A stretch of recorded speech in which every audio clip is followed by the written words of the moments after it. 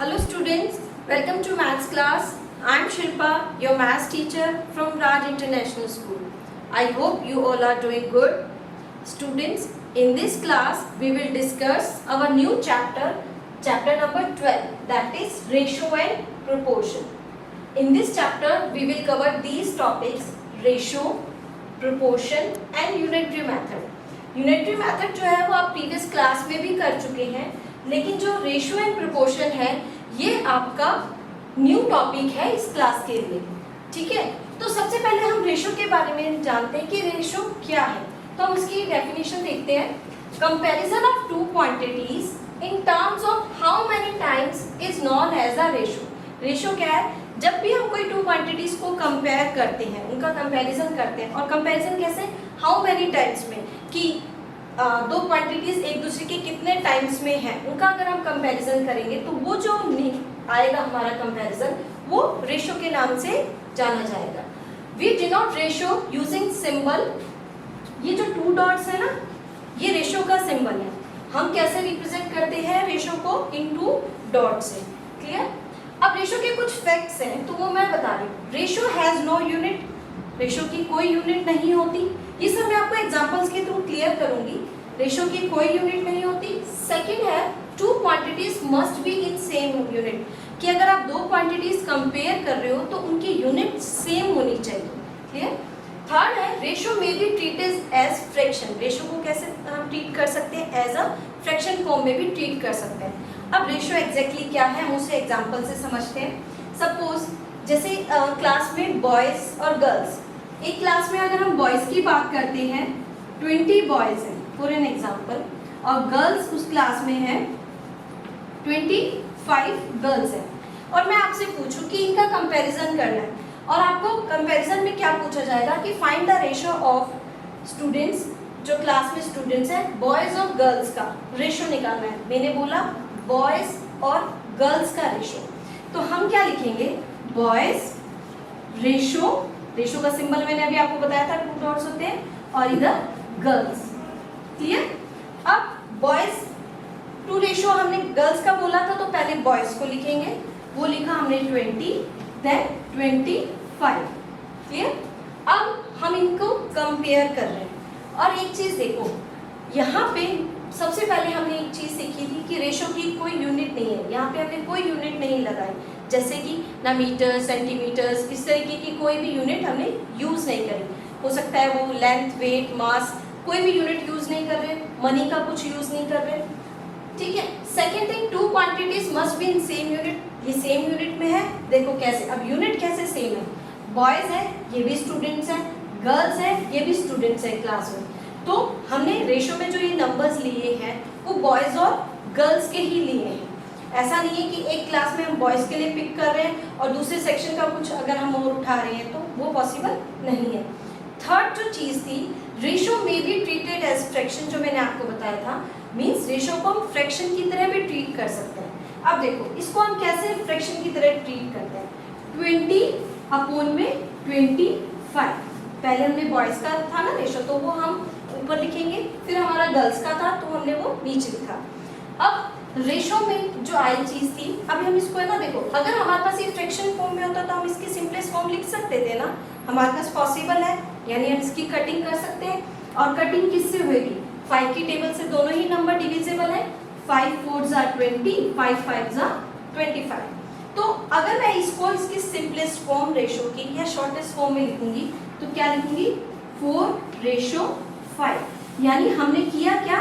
इनका कंपैरिजन किया, बॉयज और गर्ल्स का।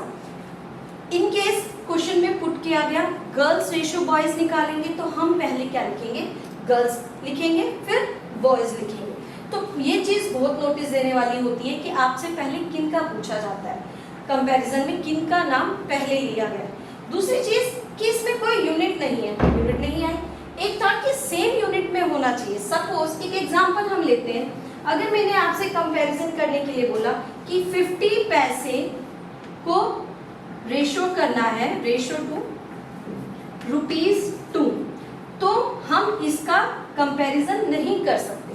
रीजन क्या है? यहाँ पे 50 पैसे लिया हुआ है, यहाँ पे रुपीज में लिया हुआ है, तो हमें क्या करना होगा, इन दोनों की यूनिट को पहले सेम बनाना होगा। ठीक है, अब सेम कैसे बनाएंगे, या तो पैसे को रुपीस में कन्वर्ट करो या रुपीस को पैसे में कन्वर्ट करो। तो बेटर कौन सा रहता है, रुपीस को पैसे में कन्वर्ट करना। तो ये तो हुआ 50 पैसे रेशो 2 रुपीस। 1 रुपीस में आपके 100 पैसे होते हैं, 2 रुपीस में कितने होंगे, 200 पैसे। ठीक है, अब यूनिट नहीं लगा रहे ना हम, क्यों नहीं लगा रहे, देखो ये सेम यूनिट है, पी से पी कैंसिल, पैसे से पैसे कैंसिल हो गए, तो ये हमारी यूनिट्स कैंसिल हो गई। रहा क्या, सिर्फ और सिर्फ नंबर 50 रेशो 200। ठीक है, अब इसको आप इसको सॉल्व करोगे तो 50 1 जा 50, 50 4 जा 200। तो इसकी सिंपलेस्ट फॉर्म क्या हो गई, 1:4। तो इसी तरीके से आपके जो एक्सरसाइजेस है उनमें ये क्वेश्चंस होंगे आपको फाइंड आउट करने। तो आई होप आपको रेशो अच्छे से क्लियर हो गया होगा। अब हमारा जो नेक्स्ट टॉपिक है, जो हमारा चैप्टर नेम है प्रोपोर्शन, हम उसके बारे में पढ़ेंगे। Proportion, a proportion is a name we give to a statement that two ratios are equal। अब proportion क्या है, एक स्टेटमेंट है जो टू रेशियोज को इक्वल रिप्रेजेंट कर रही है। We denote proportion using symbol। हम क्या करते हैं, इस सिंबल से यानी 4 डॉट्स लगाएंगे और इक्वल टू के साइन से हम इसको रिप्रेजेंट करते हैं। किस लिए, to equate two ratios, two ratios को इक्वल शो करने के लिए हम कौन सा सिंबल यूज करते हैं, इस तरीके से या तो हम 4 डॉट्स का यूज करेंगे और या इक्वल टू का साइन लगाएंगे। क्लियर। अब देखो, अब प्रोपोर्शन को हम कैसे समझते हैं। सपोज मेरे पास 2 रेशियोज है ए एंड बी, तो ए रेशो बी लिखा। सेम कोई और क्वांटिटीज है सी और डी, ये भी क्या है, रेशियोज में, सी और डी भी कोई क्वांटिटीज है वो रेशियोज में। यहाँ पे मैं अल्फाबेट्स का यूज कर रही हूँ, यहाँ पे कोई भी नंबर्स हो सकते हैं, कोई भी क्वांटिटीज हो सकते हैं। ठीक है, अब इनको प्रोपोर्शन के साइन को रिप्रेजेंट करने के लिए हम इनके बीच में क्या करेंगे, इस तरीके से डॉट का साइन लगाएंगे, 4 डॉट्स लगेंगे। अब ये क्या रिप्रेजेंट कर रहा है कि जो कोई भी 2 क्वांटिटीज का रेशो ए रेशो बी किसके इक्वल है, सी रेशो डी के। और इसको जो हम चेक करते हैं कि किस तरीके से हम इसे फाइंड आउट कर पाएंगे कि ये इक्वल है या नहीं, तो हम क्या करते हैं, ये जो टर्म्स है ये इसकी फर्स्ट टर्म होती है, ये सेकंड टर्म, सी हमारा थर्ड टर्म और डी हमारी फोर्थ टर्म।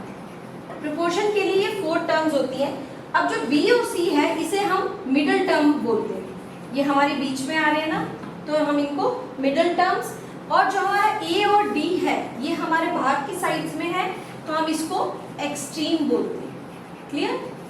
अब क्या करना होता है कि हमारे पास जो ये मिडिल टर्म्स हैं इनकी मल्टीप्लीकेशंस, जो एक्सट्रीम की जो टर्म्स है बाहर की, इनकी जो मल्टीप्लीकेशंस है वो इक्वल होनी चाहिए। यानी बी की मल्टीप्लाई सी से इज इक्वल टू ए की मल्टीप्लाई डी से। अगर आपका आ रहा है तो इट मीन्स वो जो आपको रेशियोज गिवन है वो प्रोपोर्शन में है। ठीक है, अब देखो एक सिंपल सा एक एग्जांपल लेते हैं, 2:4। एक एग्जांपल लिया मैंने 1:2। क्या ये दोनों प्रोपोर्शन में है, तो हम इसका आंसर लिखेंगे यस। देखो इसको चेक करने का तरीका, 2 को हम सिंपलेस्ट 2:4 को 1:2 लिख सकते हैं, इक्वल करके हमारा दूसरे वाला भी क्या है 1:2, तो ये हमारा क्या हो गया, प्रोपोर्शन में है। यानी 2 रेशियोज लेने हैं और उनको क्या करना है, इक्वल होने चाहिए। अब वो 2 रेशियोज जरूरी नहीं है कि न्यूमेरिक में सेम होने चाहिए, जो हमने फ्रैक्शन में सिंपलेस्ट फॉर्म करके भी हम फाइंड आउट करते थे ना, इक्विवेलेंट फ्रैक्शंस, तो वही प्रोसेस यहाँ होगा इक्विवेलेंट रेशियोज का। तो प्रोपोर्शन में हमें 4 टर्म्स होती हैं, first term, second term, third term, fourth term. जो बीच में ये जो लिखे जाते हैं इनको हम मिडल टर्म्स कहते हैं, और ए और जो डी है हमारे ये एक्सट्रीम होते हैं। प्रोपोर्शन कैसे चेक करने के लिए कि ये प्रोपोर्शन में है या नहीं रेशियोज को, तो हम product of middle terms is equal to product of extreme. Clear. Next हमारा जो इस चैप्टर में टॉपिक है वो है यूनिटरी मेथड, जो कि मैंने आपको स्टार्टिंग में बताया था कि ये हम इस चैप्टर, ये जो यूनिटरी मेथड है ये हम प्रीवियस क्लास में भी पढ़ चुके हैं। क्या है ये method, the method in which first we find the value of 1 unit. ऐसा मेथड जिसमें सबसे पहले हम किसी भी 1 यूनिट की वैल्यू फाइंड आउट करते हैं, and then the value of required number of units is known as unitary method. फिर हम क्या करते हैं, जितनी भी नंबर ऑफ रिक्वायर्ड यूनिट्स हैं, जितने भी रिक्वायर्ड नंबर्स दिए उनकी यूनिट्स की हमको फाइंड आउट करनी है वैल्यूज, तो हम उसको फाइंड आउट करते हैं।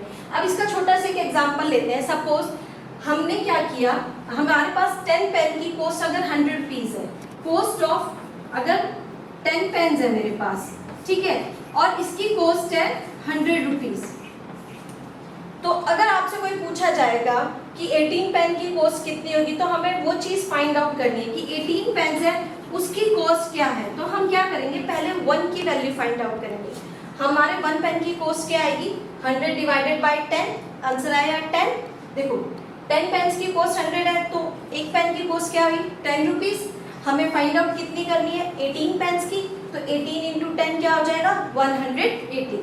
तो ये जो मेथड हम अप्लाई कर रहे हैं, ये हमारा यूनिटरी मेथड में होता है कि जिसमें हमने पहले यहाँ डिवाइड किया और फिर मल्टीप्लाई किया।